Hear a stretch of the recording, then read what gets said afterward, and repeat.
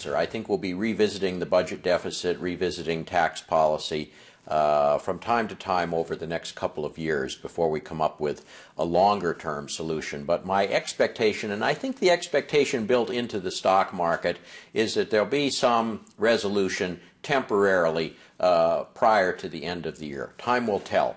But it is a source of concern, and should something go wrong with the negotiations and no agreement at all be reached, and should we actually have the sudden budget cuts and tax increases, there could be an adverse effect on the economy. And so we're watching it closely, hopeful again that there'll be a near-term answer, and then that we can address some of the more fundamental issues regarding the budget deficit and tax policy later in 2013. Do you think that the U.S. economy will rebound in year 2013? We look for continued moderate growth through the next couple of years. We don't see sharply higher GDP, but somewhere in the 2 to 2.5% area, barring some worldwide catastrophe, geopolitical setback, macroeconomic development that throws everything into reverse. But given current business conditions, current economic activity, we're looking for continuation in 2013 and into 2014 of the kind of moderate growth we've seen over the last couple of years. Good, steady growth that should produce some attractive profitability for corporate America. Now a little bit your personal opinion. What's your 2013 S&P 500 target?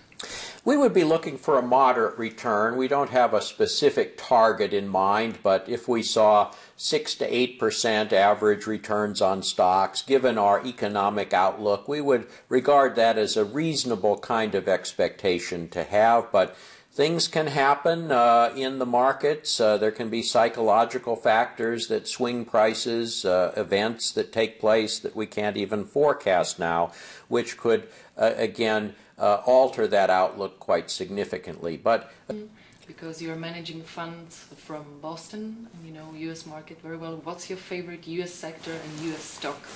I like healthcare very much. The sector has been out of favor because of the so-called Obamacare, the Affordable Care Act, the new legislation that we've had that is designed to provide medical coverage to a broader section of the population.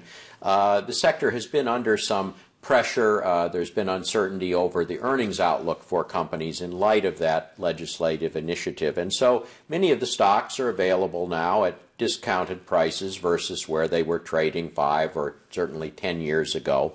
One of my favorite stocks in healthcare is Johnson & Johnson, a stock we've owned for some time, a broadly diversified healthcare company. So you're not taking a big chance on any one sector within healthcare, but you have exposure to everything from orthopedic appliances or implants to hospital supplies, pharmaceuticals, consumer healthcare products. Johnson & Johnson provides everything from baby powders to Band-Aids and all kinds of more sophisticated medical products as well, and it pays a good dividend, strong balance sheet, international presence as well, and that's one of the things I like about healthcare and about the U.S. market in general, something I would suggest people keep in mind when they're looking at the U.S. It's not all about the U.S. economy. We have many of the leading multinational companies that will benefit from growth opportunities not only in the United States but elsewhere in the world as well. And